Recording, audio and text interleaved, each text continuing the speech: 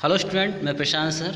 आज इस वीडियो में आप सभी लोगों के लिए एक इम्पोर्टेंट टॉपिक लेकर के आया हूं और ये बायोलॉजी का क्लास 12th की जो बायोलॉजी है उसका थर्ड लेसन का ये टॉपिक है। ह्यूमन रिप्रोडक्शन से रिलेटेड है, गैमेटोजेनेसिस।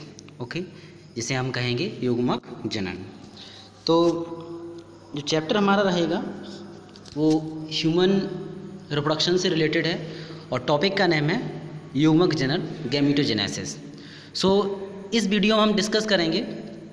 और अभी तक अगर आप सभी लोग मेरे चैनल पर नए हैं तो चैनल को सब्सक्राइब कीजिए, बेल आइकन प्रेस कीजिए, जिससे वीडियो का नोटिफिकेशन आप तक पहुंच सके। चलिए स्टार्ट करते हैं युग्मक जनन के बारे में, गैमेटोजेनेसिस के बारे में कि आखिर गैमेटोजेनेसिस होता क्या है। तो हम क्या करेंगे, जो हिंदी में दिया गया है, ठीक है, इसे हम थोड़ा इंग्लिश में भी बता देंगे और एक स्पेशल वीडियो बनाएंगे जो इंग्लिश में टोटल होगा, पूरा राइट इंग्लिश में ही होगा। और जो कि सीबीएसई बोर्ड के जितने भी स्टूडेंट हैं या जो इंग्लिश में पढ़ना चाहते हैं उनके लिए स्पेशल वीडियो रहेगा। ये जो वीडियो है वो हिंदी वाले बच्चों के लिए है। ओके, चलिए स्टार्ट करते हैं गैमेटोजेनेसिस के बारे में कि गैमेटोजेनेसिस होता क्या है। एक सिंपल सी बात बता दें, गैमेटोजेनेसिस युग्मक जनन, ठीक है। तो युग्मक जनन का मीन्स होता है कि युग्मक का बनना। क्या होता है? युग्मक का बनना मीन्स गैमीट्स का फॉर्मेशन। तो formation of gametes is called gametogenesis. Formation of gametes is called gametogenesis.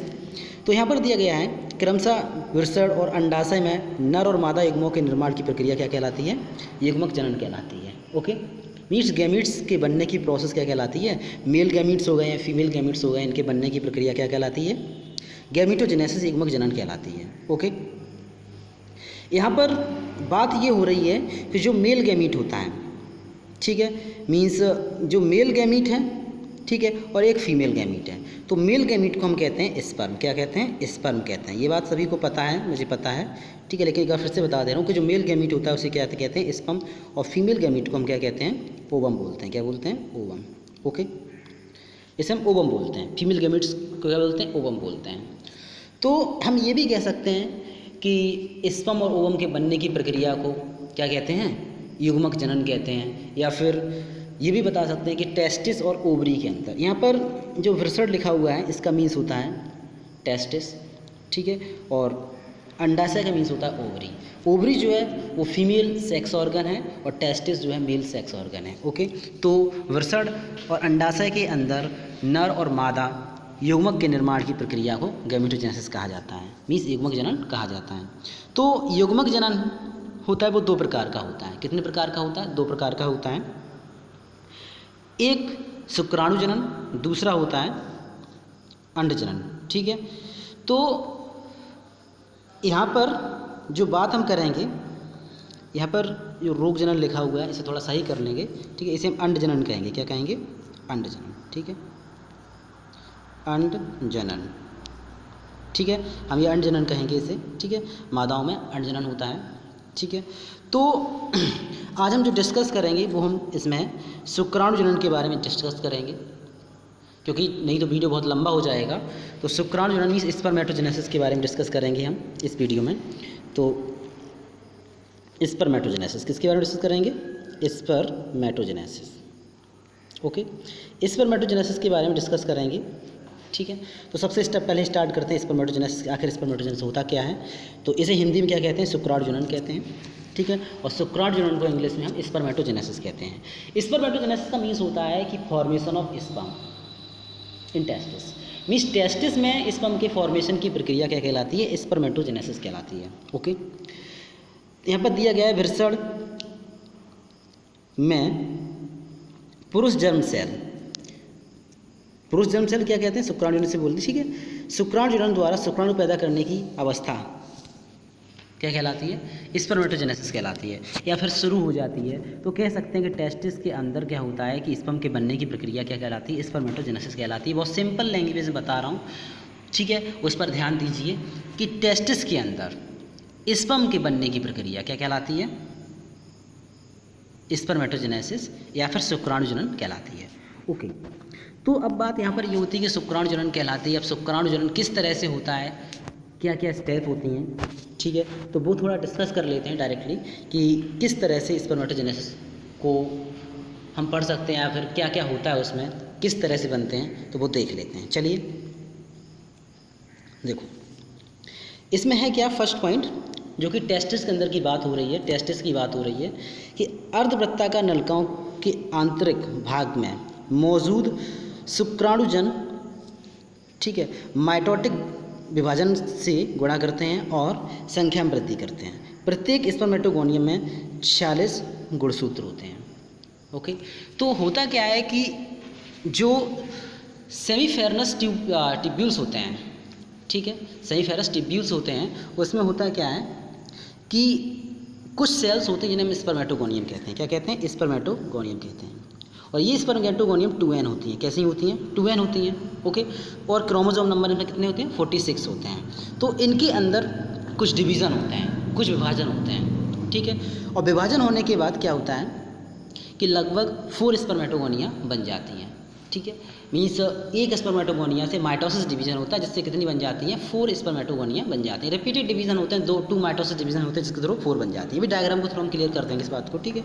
उसके बाद क्या होता है कि स्पर्मेटोगोनियम शुक्राणु बनाता है। जो स्पर्मेटोगोनियम होती है वो क्या बनाता है? शुक्राणु बनाता है, जो 23 गुणसूत्र वाले माध्यमिक शुक्राणुनाशक को पुनः उत्पन्न करने के लिए अशुद्ध विभाजन से गुजरता है, ठीक है। इसमें होता क्या है कि प्राइमरी स्पर्मेटोसाइट बनते हैं, और प्राइमरी स्पर्मेटोसाइट के द्वारा क्या होता है? स्पर्मेटेड्स का फॉर्मेशन होता है। ओके, जो अब इसमें म्योसिस डिवीजन हो जाएगा, जिससे क्रोमोसोम नंबर कितने हो जाएंगे? 23 हो जाएंगे। ओके, क्रोमोसोम नंबर कितने हो जाएंगे? 23 हो जाएंगे इसमें। स्पर्मेटेड प्रक्रिया द्वारा शुक्राणु के रूप में तब्दील कर रहे हैं। कहने का मतलब है कि जो स्पर्मेटेड्स होते हैं वो क्या बना देते हैं? फिर स्पर्म बना देते हैं। स्पर्मेटिड्स क्या बना देते हैं? स्पर्म बना देते हैं, ठीक है, जिसे हम स्पर्मेटोजेनेसिस कहेंगे। और शुक्राणु के ये सर्टोली लिखा है, सर्टोली कोशिकाओं में एम्बेडेड रहते हैं और शुक्राणु की प्रक्रिया द्वारा अर्धवृत्ताकार नलिकाओं से मुक्त होते हैं। और ये अर्धवृत्ताकार जो नलिकाएँ हैं, ट्यूब्यूल्स होती हैं, ठीक है, उनके द्वारा क्या हो जाते हैं? फ्री हो जाते हैं। तो इस तरह से स्पर्म का फॉर्मेशन होता है। 3 पॉइंट थे जो कि हमें पढ़ने हैं। फर्स्ट क्या होता है? स्पर्मेटोगोनियम है। स्पर्मेटोगोनियम में म्योसिस डिवीजन होता है, और म्योसिस डिवीजन के बाद 2 स्पर्मेटोगोनियम बनती है। फिर 2 स्पर्मेटोगोनियम जो बन जाती है उन्हें फिर से म्योसिस डिवीजन होता है, ठीक है, सॉरी माइटोसिस डिवीजन होता है। फर्स्ट जो स्पर्मेटोगोनिया है एक, उसमें क्या होता है? यहाँ से डायग्राम थ्रू समझते हैं। ये देखो, ये डायग्राम है। ओके, इस तरह से ये जो है ये स्पर्मेटोगोनियम है। क्या है स्पर्मेटोगोनियम? इसमें क्या है कि माइटोसिस डिवीजन होते हैं फर्स्ट सेकंड, जिससे कितनी 4 स्पर्मेटोगोनियम बन जाती हैं। कितनी बन जाती हैं? 4, जिन्हें हम प्राइमरी स्पर्मेटोसाइट भी कहने लगते हैं। आगे चल कर के ग्रोथ करती है तो क्या बनाती हैं? प्राइमरी स्पर्मेटोसाइट बना लेती हैं। जो ये इस कलर से दिखाए गए हैं, ये क्या बनाती हैं? प्राइमरी स्पर्मेटोसाइट बनाती हैं। ओके, अब यही प्राइमरी स्पर्मेटोसाइट जो में कोई ये सेल्स हैं, ठीक है, इसमें क्या होता है? म्योसिस डिवीजन होता है, फर्स्ट म्योटिक डिवीजन। देखो लिखा हुआ फर्स्ट म्योटिक डिवीजन। जब फर्स्ट म्योसिस डिवीजन होता है, जिससे कितनी बन जाती हैं? 2 बन जाती हैं। फिर दोनों में सेकेंड म्योसिस डिवीजन होता है, तो ये 4 स्पर्मेटिड्स बन जाते हैं। देखो स्पर्मेटिड्स बने, और ईच स्पर्मेटिड्स क्या करता है? एक स्पर्म को बना लेता है। ओके, तो इस तरह से एक जो सेकेंडरी स्पर्मेटोसाइट है, ठीक है, कह सकते हैं एक स्पर्मेटिड से एक स्पर्म का फॉर्मेशन हो जाता है। ओके, और ये हमने क्या एक केवल सिंगल यहाँ पर दिया गया है, सिंगल पॉइंट है जहाँ मैं लगा रहा हूँ, केवल एक से कितने बन रहे हैं? 4 बन रहे हैं। तो यहाँ पर कितने हैं? 4 है, ठीक है। तो इससे कितने बन जाएंगे? सिंगल इससे 4 बन रहे हैं, ठीक है। तो आप काउंट करके देख सकते हैं, ठीक है, कितने बनेंगे या करके। जब 1 से 4 बन रहे हैं तो 2 से कितने बनेंगे? 8 बनेंगे। 3 से कितने बनेंगे? 12 बनेंगे। इस तरह से बनते चले जाते हैं। ओके, तो ये तो स्पर्म के फॉर्मेशन की प्रोसेस थी, जो कि सिंपल लैंग्वेज में आप लोगों को बताई गई है। उसके बाद एक क्या क्या उसमें कंट्रोल होते हैं, क्या क्या कंट्रोल सिस्टम होते हैं, उसके बारे में देख लेते हैं। ओके, देखो यहाँ पर क्लियर कर ले रहे हैं। जो हार्मोनल कंट्रोल होते हैं उनके बारे में देख लेते हैं। इसमें होता क्या है? स्पर्मेटोजेनेसिस के समय हाइपोथैलेमस द्वारा हार्मोन्स जारी करने वाले गोनेडोट्रोपिन के स्राव में वृद्धि के कारण स्पर्मेटोजेनेसिस की शुरुआत हो जाती है। मीन्स हाइपोथैलेमस में क्या होता है कि उसके द्वारा जो हार्मोन्स निकलते हैं, कौन सा हार्मोन्स? गोनेडोट्रोपिन जो होता है वो रिलीज होता है, जिससे क्या होता है? स्पर्मेटोजेनेसिस स्टार्ट हो जाता है। उसके बाद पिट्यूटरी जो है, अपर पिट्यूटरी कहेंगे, ठीक है, उससे क्या होता है? गोनेडोट्रोपिक रिलीजिंग हार्मोन्स में वृद्धि से LH और FSS मीन्स ल्यूटिनाइजिंग हार्मोन्स और फॉलिकल स्टिमुलेटिंग हार्मोन्स रिलीज होते हैं, ठीक है। और ये रिलीज जैसे ही हो जाते हैं तो LH से क्या होता है? लेडिंग जो कोशिकाएं होती हैं वो कार्य करती हैं, उनसे क्या सिक्रीशन होता है, एंड्रोजन निकलता है। क्या निकलता है? एंड्रोजन निकलता है। और ये एंड्रोजन जो निकलता है, ठीक है, यही एंड्रोजन क्या करता है, स्पर्म फॉर्मेशन को स्टिमुलेट करता है। ओके, सो ये बात याद रखनी है हमें, ठीक है, जो इसे मदद करेगा। ओके, आगे स्पर्म का स्ट्रक्चर देख लेते हैं कि स्पर्म का जो स्ट्रक्चर होता है वो किस तरह का होता है, उसके बारे में देख लेते हैं। ठीक है, तो शुक्राणु की संरचना कैसी होती है? Structure of sperm. शुक्राणु एक सूक्ष्म संरचना है। कैसा है? माइक्रो स्ट्रक्चर होती है जो head, neck and middle piece and tail का बना होता है। इसके 4 पार्ट होते हैं, सिर, गर्दन, मध्य टुकड़ा और पूंछ से बना होता है। कहने का मतलब ऐसे हेड कहेंगे, ये हेड हो गया है, ठीक है, ये नेक हो गया है, ठीक है, मिडिल पीस हो गया है और टेल हो गया, इससे बना होता है।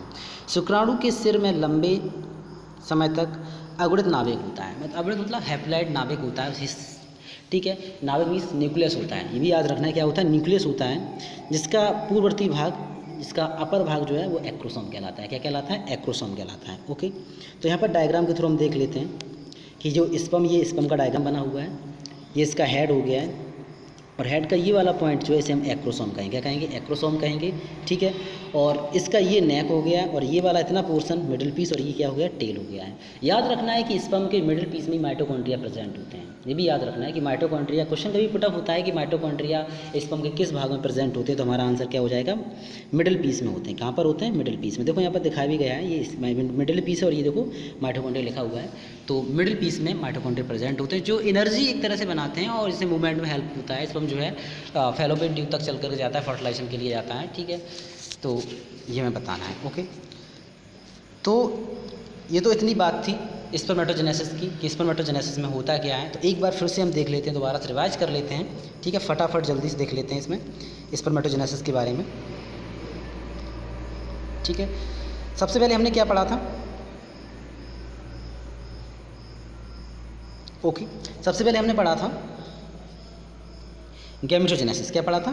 गैमेटोजेनेसिस। ओके, तो गैमेटोजेनेसिस क्या था? गैमेट्स का फॉर्मेशन हो रहा है मेल एंड फीमेल का, ठीक है। तो यहाँ पर हम कह सकते हैं कि ब्रसड और ओवरी के अंदर स्पर्म और ओवम के बनने की प्रक्रिया क्या कहलाती है? गैमेटोजेनेसिस कहलाती है। गैमेटोजेनेसिस 2 टाइप्स का होता है, स्पर्मेटोजेनेसिस एंड oogenesis, ठीक है।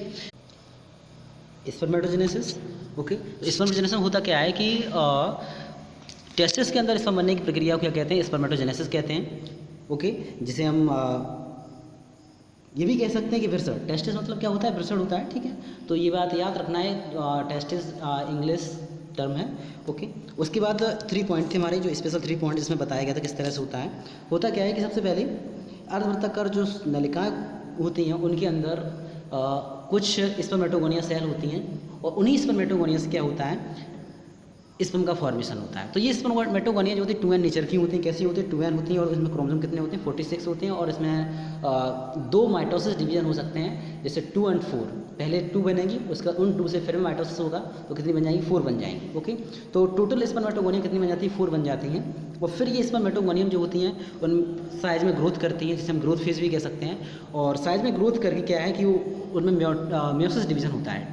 2 म्योसिस डिवीजन कहेंगे, मीन्स फर्स्ट सेकंड कहेंगे, 2 तो नहीं कहेंगे, म्योसिस डिवीजन होता है। फर्स्ट म्योसिस डिवीजन के थ्रू 2 स्पर्मेटोसाइट बन जाती हैं, जिसमें क्रोमोसोम 23 होते हैं। उसके बाद फिर सेकंड होता है तो कितने बन जाते हैं? टोटल 4 स्पर्मेटेड बन जाते हैं। टोटल 4 स्पर्मेटेड बन जाते हैं और यही स्पर्मेटेड्स क्या होते हैं? आगे चलकर स्पर्म में तब्दील हो जाते हैं, ठीक है, चेंज हो जाते हैं। ओके, तो इस तरह से टोटल हमने पढ़ा है कि स्पर्मेटोजेनेसिस होता क्या है और विद डायग्राम के हमने समझा है सब कुछ। डायग्राम भी देखा हमने बिल्कुल किस तरह से था।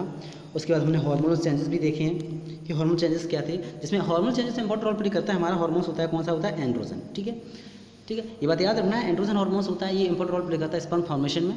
ओके, उसके बाद स्पर्म का हमने स्ट्रक्चर पढ़ा है कि स्पर्म का स्ट्रक्चर किस तरह का होता है, जिसमें 4 पार्ट बताए गए थे, head, neck, middle piece and tail बताया गया था। और इसके एपेक्स पॉइंट जो होता है उसे एक्रोसोम कहते हैं, ये भी पूछा जाता है। और इसके मिडिल पीस में क्या होता है? माइटोकॉन्ड्रिया प्रेजेंट होता है। क्या प्रेजेंट होता है? माइटोकॉन्ड्रिया। ओके, ये भी हमने बताया था, ठीक है।